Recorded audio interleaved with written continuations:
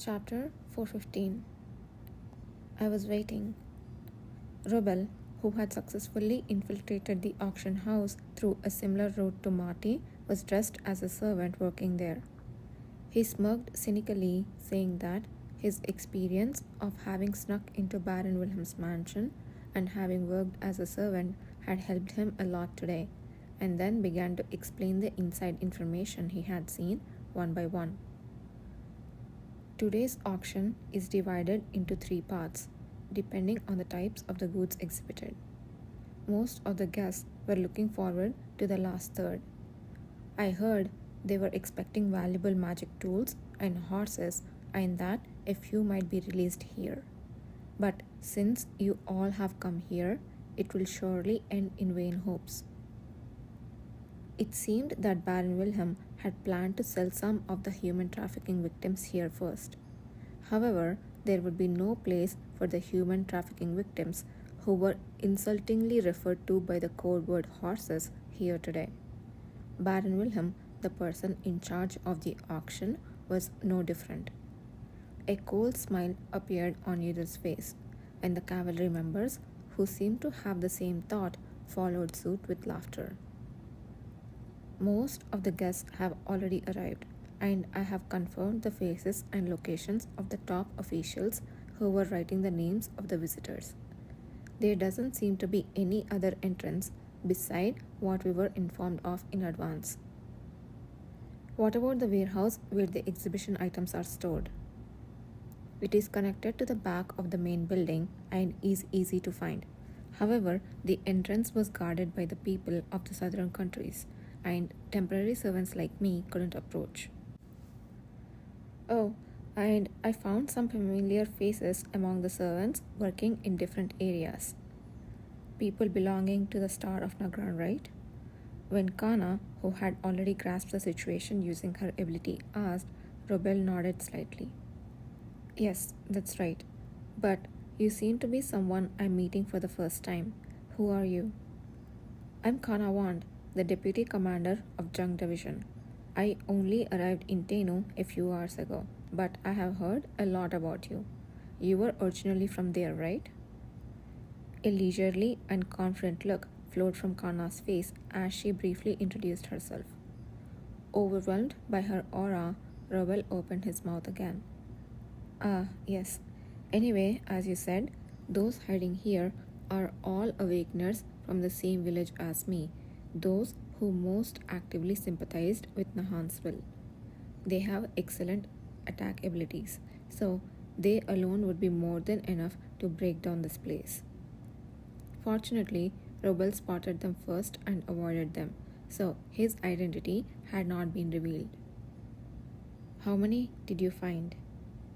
Robel, responding to Yudhir's question, counted on his fingers and said, I clearly identified about 7.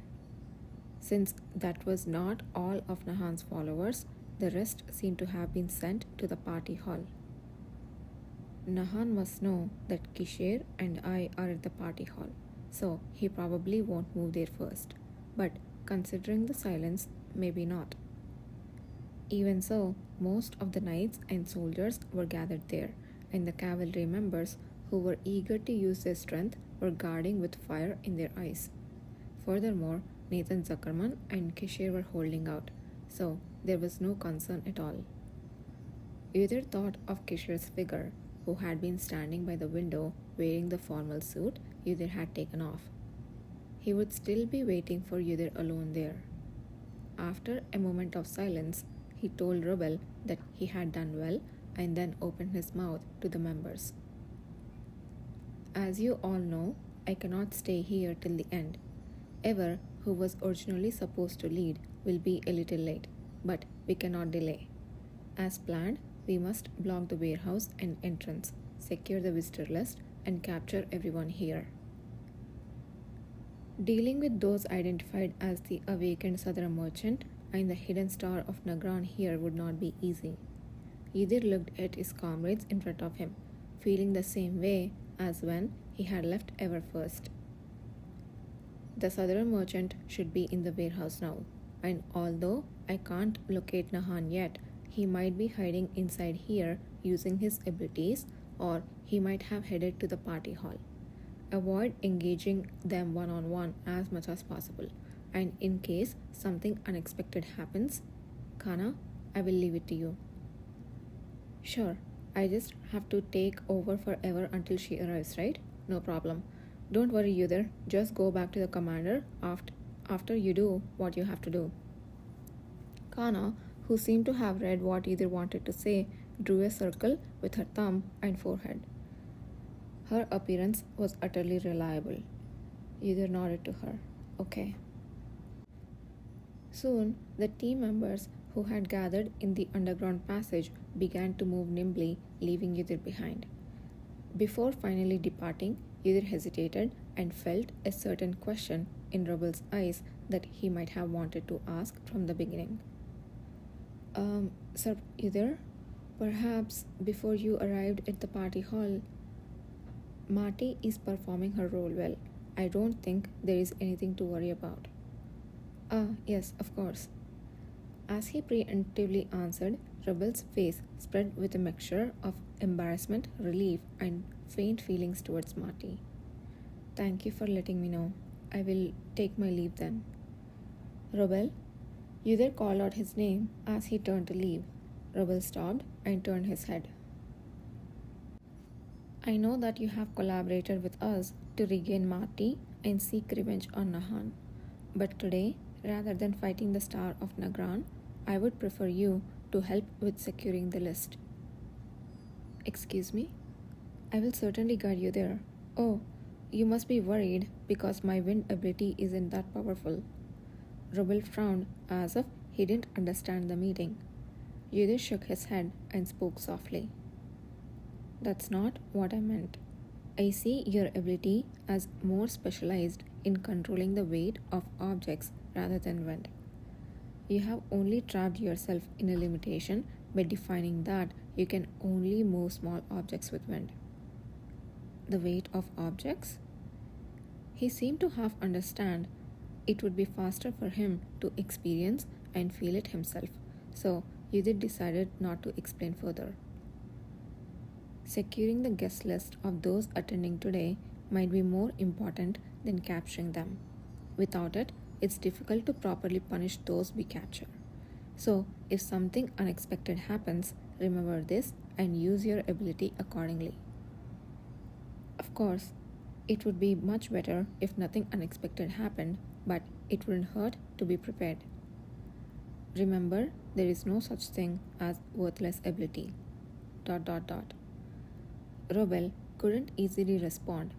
It seemed he didn't know how to take the words he had heard. Yudir left him and started to move. With the scheduled time approaching, he needed to move quickly.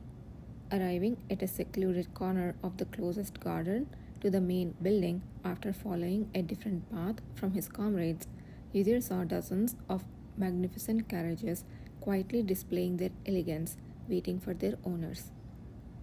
Yudir took a deep breath and was balancing the energy within his body when he spotted a carriage that seemed to have just arrived. He hid behind a tree. It was a common occurrence for someone to be tardy. You're late. The first part has already started, you lazy oaf. If you had properly maintained the carriage wheel earlier, this wouldn't have happened. I'm sorry.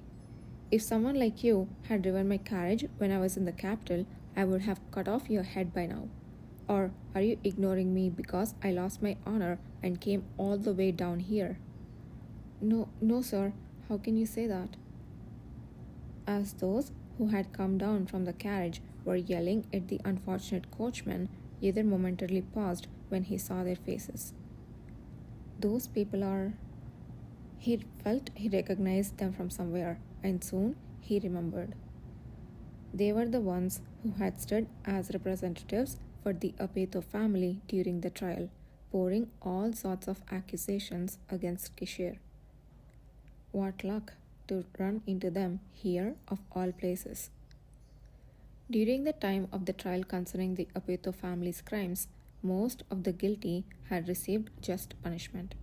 However, some who were ambiguously involved had escaped the capital secretly to preserve their safety. And from the way they were speaking, the likelihood seemed very high that these people had also left the capital via a similar path. After all, it was quite predictable, considering they were chosen by the Apeto family. So they came to a place like this. Yudhir's eyes gleamed ominously. Unaware of the hunter like gaze watching them from afar, they lamented their circumstances as they entered the auction house.